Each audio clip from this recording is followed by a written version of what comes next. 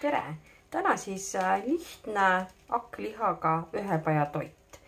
Kõigepealt lisan natukene õli pannile. Laseme selle natukene kuumaks. Nii, nüüd lisame ettevaatlikult hakkliha. Nüüd praeme selle läbi.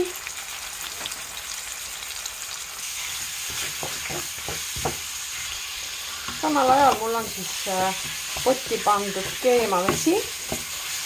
Ma lisan siis, kui vesi keema läheb, paar kilo tükeldatud kartulit.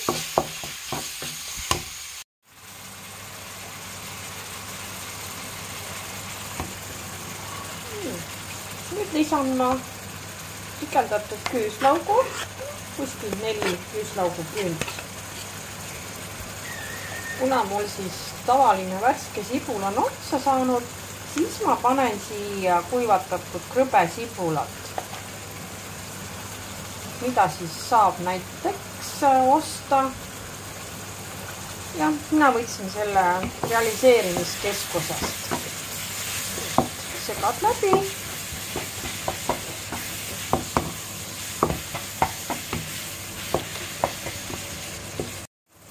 Nii, maitseainetest siis panen soola natuke.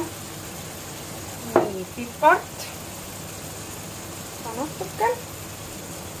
Siis ma kasutan magusat paprikat ja panen hakkliha maitseainet ja segan kõik läbi. Need annavad siuksed hea maitset. Hiljem, kui juba potti panete, siis maitsete toitu saate juurde panna, kui on vaja veel maitsestada. Vahepeal siis on vesi keema läinud. Panin potti siis paar kilo tükeldatud kartulit.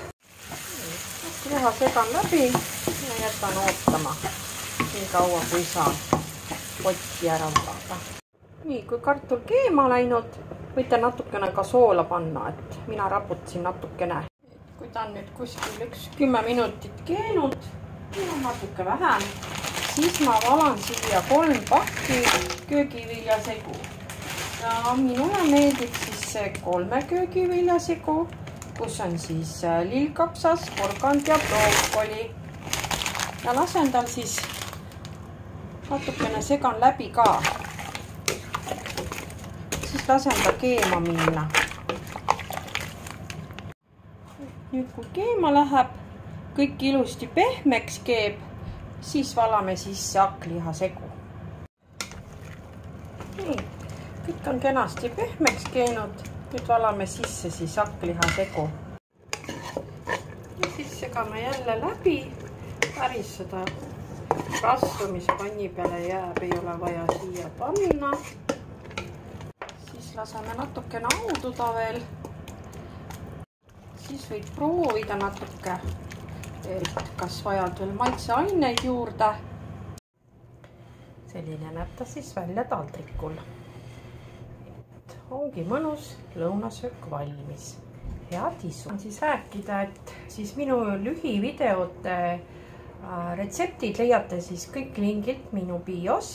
Et kui lähete sinna lingi peale, siis vajutate sealt edasi retseptid ja sealt saate kõike vaadata. Kindlasti ka siis jälgige minu lehte, sest varsti ka tulevad siis auhinnamängud, kus siis lähevad kõik need loosi minu jälgijate vahel. Et jälgige kindlasti siis, millal nad tulevad, saate siis nendest osa võtta. Aga ma tänan teid, et vaatasite ja jälle nägemiseni.